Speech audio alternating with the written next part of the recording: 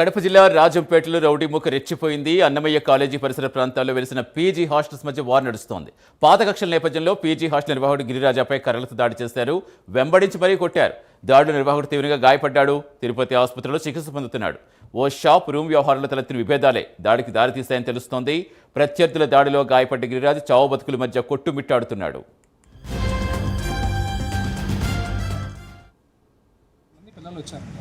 ఆ పిల్లలకి ఆ అబ్బాయికి ఏదో ముందు గొడవ జరిగింది. ఆ జరిగి సంథింగ్ ఏదో పోలీస్ స్టేషన్ ఒకటి కేసు అయ్యింది. దాన్ని వాళ్ళు ఏదో రాజీ చేసుకున్నారు. అది ఏదో అయిపోయిన తర్వాత సంవత్సరం కిందట జరిగిందంట. ఇప్పుడు ఏదో జరిగింది మొత్తానికి నిన్న ఏదో వాళ్ళు ఫోన్ చేసి అతన్ని పిలిపించి మాట్లాడి ఏదో గొడవ జరిగిందంట. ఆ గొడవలోంచి అతను వాళ్ళని తప్పించుకొని వచ్చేదానికి మా హాస్టల్లోకి వచ్చాడు. మా హాస్టల్లో వచ్చి కిచెన్లో తలదాచుకోవడానికి వచ్చింటే వాళ్ళు వెంబడించి మా హాస్టల్లో కూడా డోర్లు కుర్చీలన్నీ పగలగొట్టి సీసీ కెమెరాలన్నీ లాగేసి ఆ అబ్బాయిని చాలా విపరీతంగా కొట్టారు.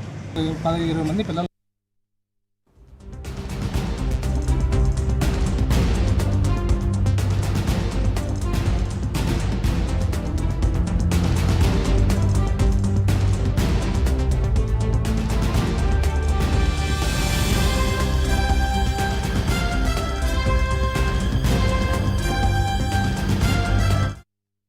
కడప జిల్లా రాజంపేటలో రౌడీ ముఖ రెచ్చిపోయింది. అన్నమయ్య కాలేజీ పరిసర ప్రాంతాల్లో వెలిసిన పీజీ హాస్టల్స్ మధ్య వార్ నడుస్తోంది.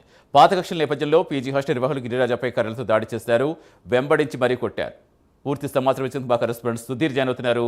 సుధీర్, అసలు ఏం జరిగింది? ప్రస్తుతం గాయపడ్డ వ్యక్తి పరిస్థితి ఏంటి? అసలు రౌడీ ముఖను అదుపులోకి తీస్తున్నారు పోలీసులు?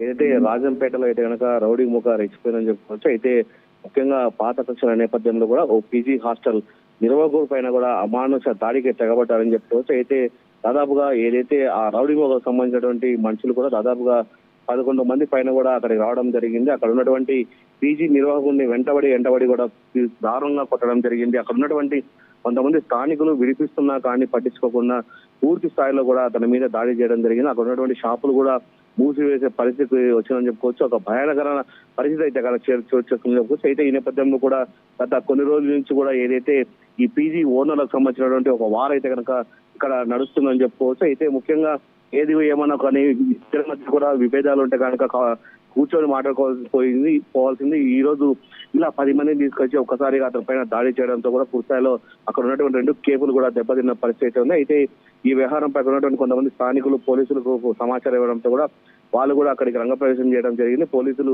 అక్కడ ఉన్నటువంటి వాళ్ళని కూడా ఇరు వర్గాలను కూడా చెదగొట్టడం జరిగింది. అయితే వాళ్ళిద్దరి మధ్య ఉన్నటువంటి మనస్పర్ధాలు పూర్తిస్థాయిలో ఆ పోలీస్ స్టేషన్ కంప్లైంట్ చేస్తే కనుక కూర్చొని మాట్లాడతామని చెప్పి పోలీసులు కూడా చెప్పడం జరిగింది. అయితే గాయపడ్డ వ్యక్తిని ఏదైతే రాయంపేట ప్రభుత్వ ఆసుపత్రికి తరలించడం జరిగింది. అతనికి కూడా పూర్తిస్థాయిలో చికిత్స అందిస్తున్న పరిస్థితి ఉంది. ఈ ఘటనకు సంబంధించి పోలీసులు అయితే కనుక కేసు నమోదు చేశామని చెప్పారు. దీని మీద లోతుగా విచారిస్తాం, ఎంతటి వారు ఉన్నా కానీ కఠినంగా శిక్షిస్తామని చెప్పి పోలీసులు చెబుతున్న పరిస్థితి ఇక్కడ ఉందని చెప్పుకోవచ్చు.